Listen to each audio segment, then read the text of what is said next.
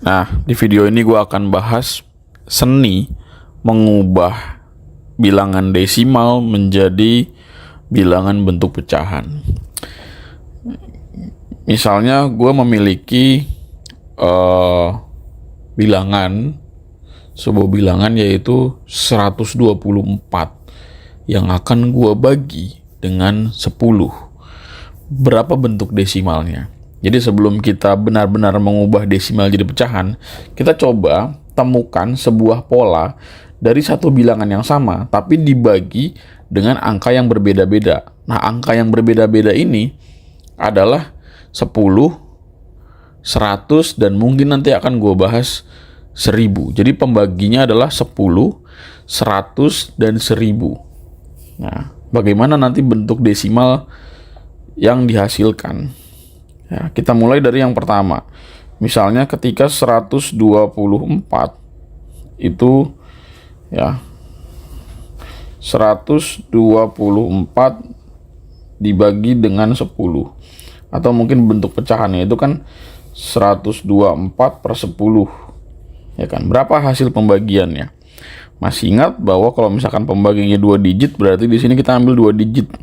Ya, jadi 12 dibagi 10 itu yang mendekati adalah 1. 1 dikali 10 berarti 10. Kita kurang. Hasil pengurangannya adalah 12 dikurang 10 berapa? 2. 2 nggak bisa dibagi 10. Nah, jangan buru-buru menambahkan koma di atas, tapi turunkan angka yang tersisa di belakangnya. Itu berapa? 4. 24 dibagi 10 berapa? Yang mendekati hasilnya adalah yang mendekati adalah 2. 2 dikali 10, 20.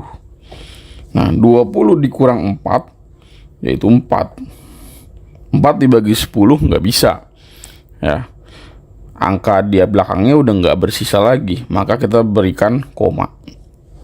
Ini kasih 0. 40 dibagi 10, 4. 4 dikali 10, 40. Habis. Maka 124 per 10 itu menghasilkan berapa? 12,4. Oke, kita udah punya satu modal. Nah, berikutnya bilangan yang sama yaitu 124 ya. Tapi dibagi dengan 100. Ya, jadi ini 124 per 100. Berapa desimal yang akan muncul? Nah, karena pembaginya 3 digit, berarti kita juga bagi 3 digit semua di sini.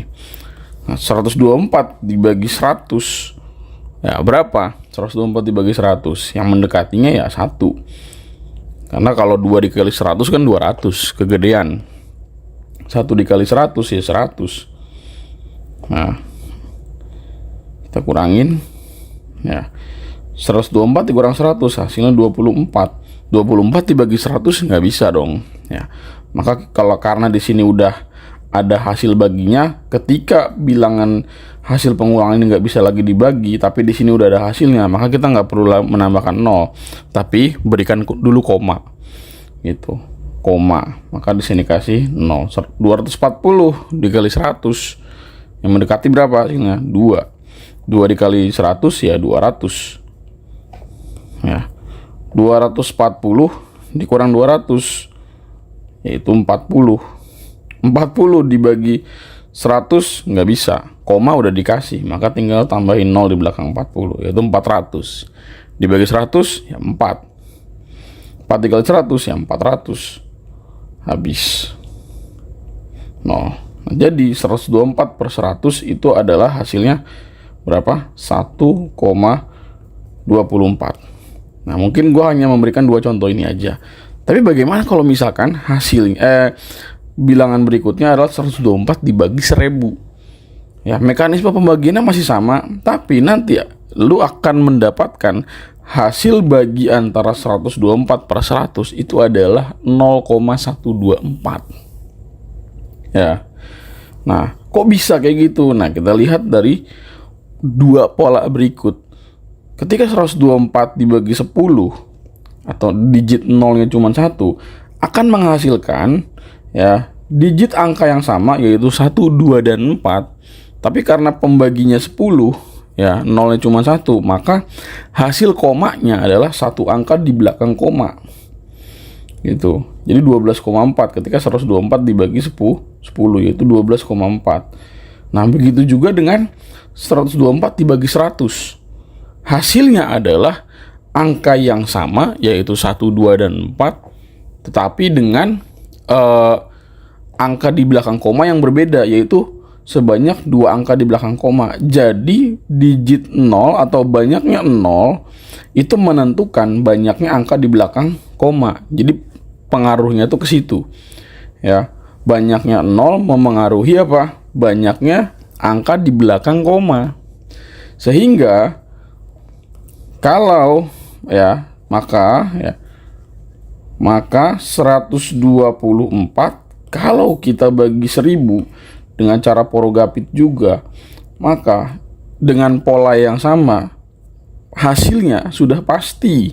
Kalau mau nyoba silahkan pakai porogapit atau kalkulator, pasti hasilnya adalah berapa? Karena ada 3 angka, ya 3 digit 0 berarti ada 3 angka di belakang koma.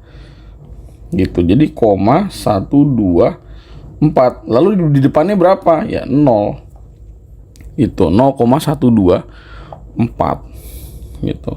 Nah, dengan kata lain, kalau kita mau mengubah sebuah desimal menjadi pecahan, itu kita lihat dari apa? Banyaknya angka di belakang koma. Ya. Jadi ya, mengubah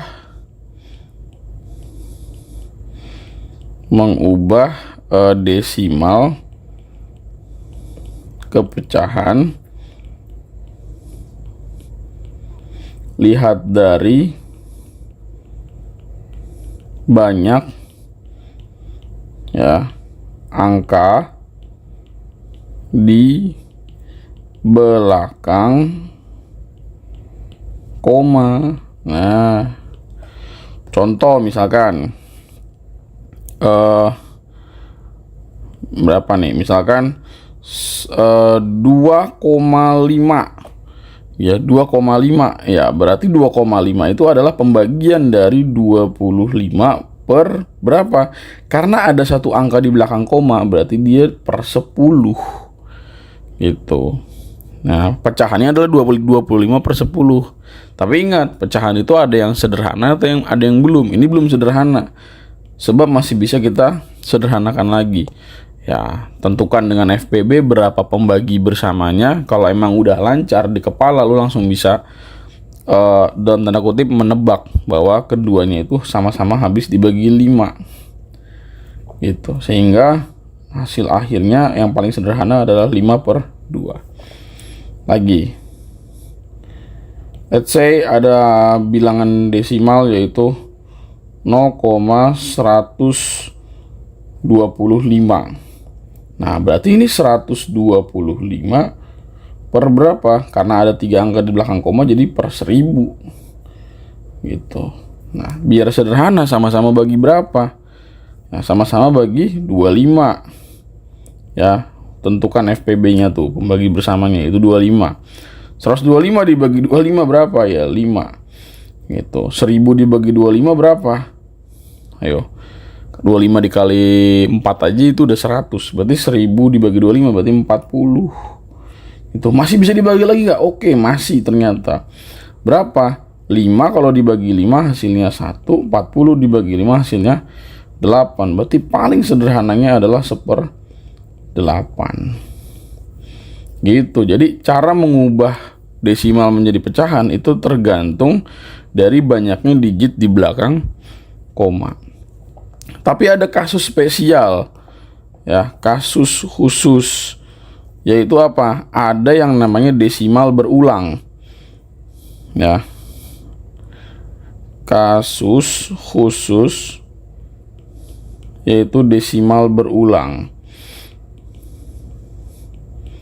Desimal berulang. Bagaimana cara mengerjakan desimal berulang menjadi pecahan? Misalnya, berapa bentuk pecahan dari 0,34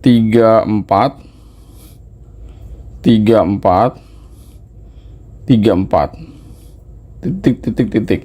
Nah, ciri-ciri desimal berulang itu kan di belakangnya tuh titik titik titik, artinya 34 34 34 34 itu berulang sampai